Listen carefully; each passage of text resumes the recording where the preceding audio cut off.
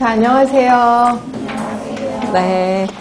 자, 책은 122쪽인데, 우리 지난 시간에 의사 전달의 원칙 안 했을 거예요. 그래서 그거 먼저 하고 갈게요.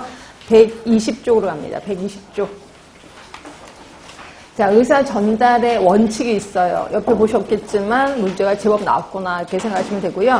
요거는 뭐 이런 식으로 문제가 나오기도 해요. 다음 중 의사 전달의 원칙이 아닌 건 뭐냐? 뭐 이런 식으로 나오기도 하고, 또는 어떤 상황을 제시하고 이거는 의사 전달의 어느 원칙이냐? 이렇게도 나오기도 합니다. 그러니까 여러분들은 전체적으로 7개를 다 외우긴 좀 그렇다라고 하면 하여튼 보기, 그러니까 사지선다에 나오면 답은 쓸 수 있게끔 노트장을 좀 찍어주시면 되고, 각각에 대해서도 뜻은 좀 알고 계셔야 돼. 자, 제일 처음이 명료성의 원칙. 자, 이거는 뭐냐면 명확한 용어를 사용하라는 거죠. 괜히 어려운 단어 쓰지 말아라. 명확한 용어를 사용해라. 이게 명료성의 원칙. 그리고 이거는 뭐 당연하겠죠. 앞뒤 말이 맞아 떨어져야 돼. 일관성의 원칙입니다. 그리고 너무 많이 해도 안 되고 너무 적게 해도 안 돼요. 그래서 이거를 정량성 또는 적당성의 원칙이라고 합니다.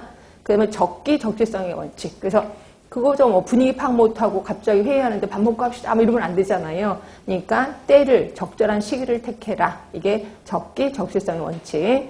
그 다음에 이제 다른 건 다 단어로 유추가 됩니다. 아, 일관성은 앞뒤가 맞아야 되고 적당해야 되고 이렇게 알 겁니다. 근데 이제 분포성의 원칙이요.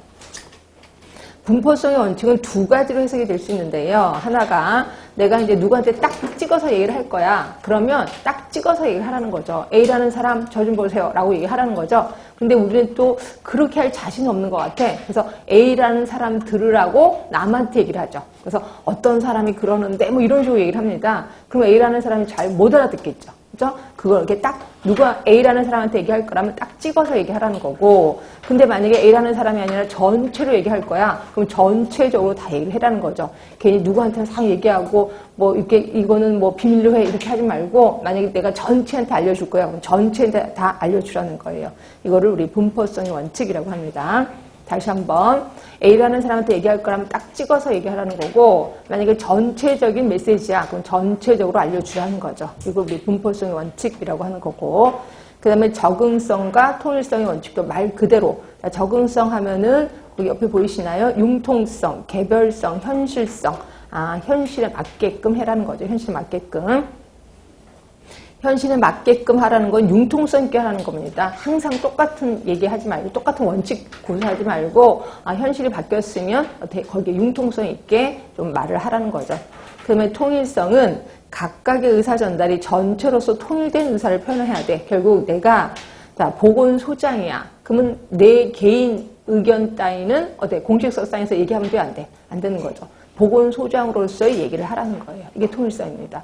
왜냐하면 공식석상에 와서 제 개인적인 의견으로는 이런 말을 하면 안 된다는 거죠. 보건소장으로서의 의견을 제시해라. 이건 이제 통일성의 원칙이라고 하는 거고요.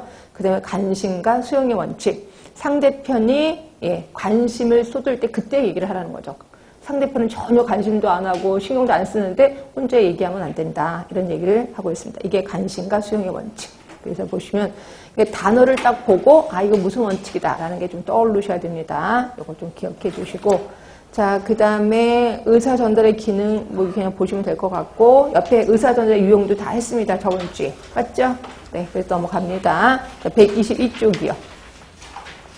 자, 122쪽에 가시면 상의, 하달, 하의, 상달, 횡적 의사 전달 다 했습니다. 자, 그리고 의사 전달망의 유형. 그래서 이게 아직까지 한 번도 나온 적이 없어요. 근데 이게 왜 안 나오나 싶기도 합니다.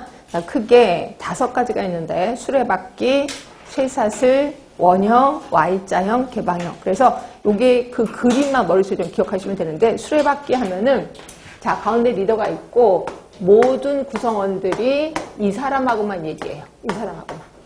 다른 사람하고 얘기는 안 하고 이 리더하고만 얘기합니다. 이거 우리 수레바퀴형이라고 하는 거고요. 그 다음에 쇠사슬형 하면은 말 그대로 쇠사슬 요겁니다. 그러니까 위 아래 사람만 이렇게 얘기하는 거죠. 이렇게. 근데 이거를 엎어놨을 때 옆으로 이렇게 됩니다. 이렇게. 그래서 바로 양옆에 있는 사람하고만 얘기를 하는 거야. 자, 이럴 때는 여기 맨 끝에 있는 사람은 혼자 이 사람하고만 얘기하니까 좀 그렇겠죠. 약간 외롭겠죠. 하여튼 이렇게 쇠사슬형, 이것도 쇠사슬형, 이 옆에 누워있는 것도 쇠사슬형 하시면 되고요. 그 다음에 원형은 끝에가 합쳐진 거죠. 원형입니다. 이게 원형. 그래서 이건 바로 옆에 있는 사람하고만 얘기하는 것. 이거를 원형이라고 하는 거고, Y자형은 자 리더가 두 사람이에요. 이렇게 보는 거죠. 또는 이렇게 해도 상관없다고 하는데 이렇게도 할 거 같는데 대부분 요거를